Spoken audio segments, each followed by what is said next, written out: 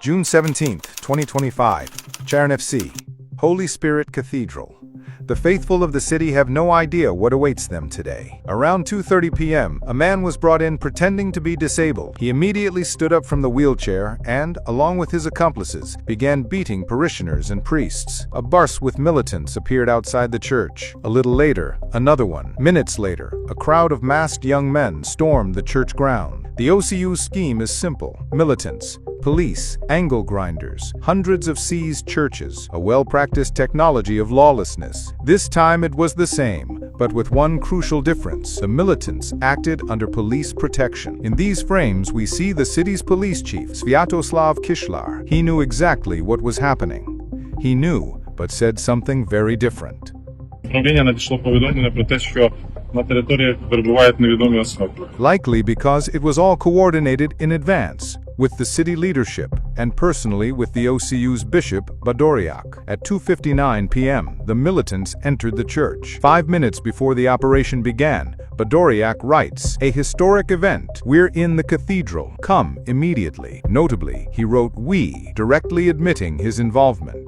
Хто ці люди, які саме побили священників тієї церкви, я не знаю. A historic event. We're in the cathedral. Come immediately. Notably, he wrote "we," directly admitting his involvement. Yet, on June 20, Badoriak claimed the OCU had nothing to do with the militants. He lied, because the militants didn't arrive alone. They came with Badoriak's diocesan secretary, OCU priest Ivan Chokalyuk. He was precisely the one who led the entire special operation against the church and watched as Orthodox priests were beaten savagely until they bled and lost consciousness. Meanwhile, Ivan Chokalyuk had other priorities. He entered the church, changed into a cassock, and, together with another OCU priest, Vasil Kaprian, prepared for the Ukrainian language prayer announced by his boss, Badoriak. Even the city mayor, Roman Klitschko, wrote about this prayer, though he later deleted his post. As a result of this prayer, UOC priest, Roman Forrest, ended up in intensive care. He suffered broken ribs, a broken nose, and internal injuries.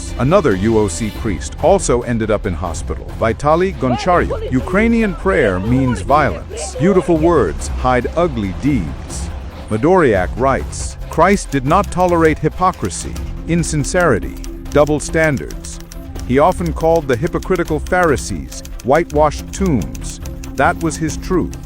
He was the first to use the word hypocrite for someone who says one thing and does another. The police formed a shield. They protected the raiders. They beat the faithful and sprayed tear gas in their faces. What are law enforcement officers doing? Whose rights are they protecting? All entrances to the city were blocked. People were prevented from reaching the church. A blockade of the city against its own citizens. The people blocked the street. Within an hour, 1,000 people. Within 2 hours, several thousand. Social media worked faster than the police. Metropolitan Mileti was struck by an OCU supporter. Police sprayed gas in his face. He lost his bearings but did not abandon his flock. He called on the UN, OSCE, USA. Police are protecting the militants.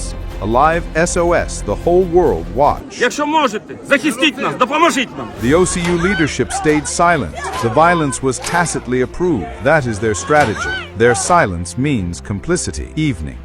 People's patience snapped. Thousands of believers broke down the fence.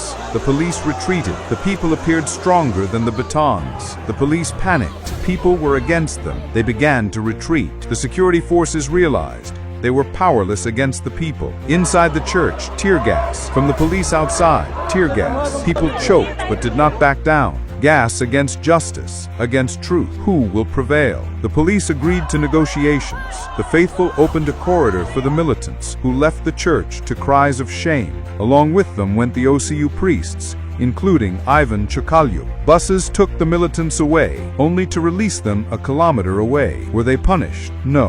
By that evening, they were partying in the restaurant of the city mayor, Roman Klitschko. Ukrainian-style justice. The cathedral was free. Thousands prayed together with their bishop. Christ is risen. Tears of joy. This is what the victory of good over evil looks like today.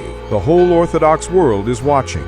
The OCU has shown its true face. Україна, весь православний світ сьогодні бачить, що тут відбувалося.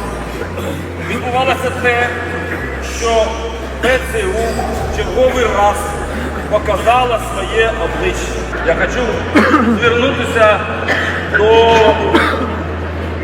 всесвятішого патріарха Варфоломея, який сидить у Стамбулі.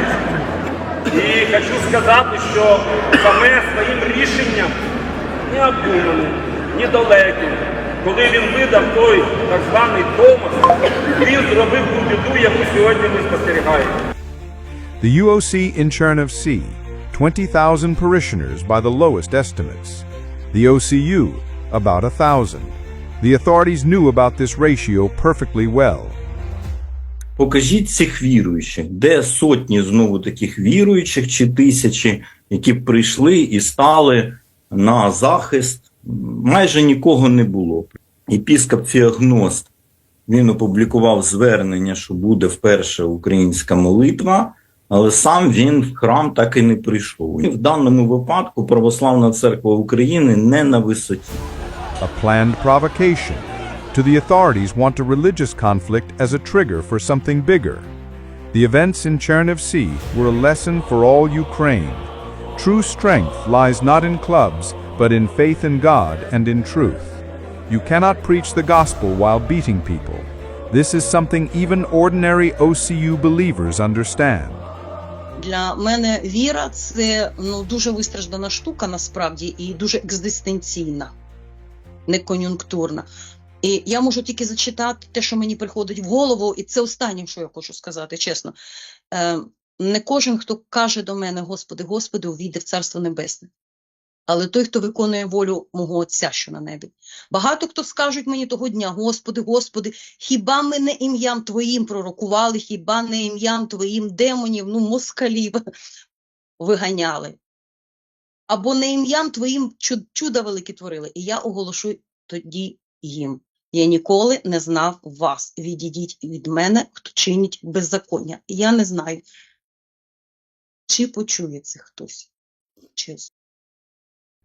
Chernivtsi set an example for the entire country. Holy places can be defended peacefully but firmly. True power lies in unity, and on June 17th, the people of Bukovina proved it. History will remember the day when the people said a resolute no to lawlessness and stood up to defend their faith.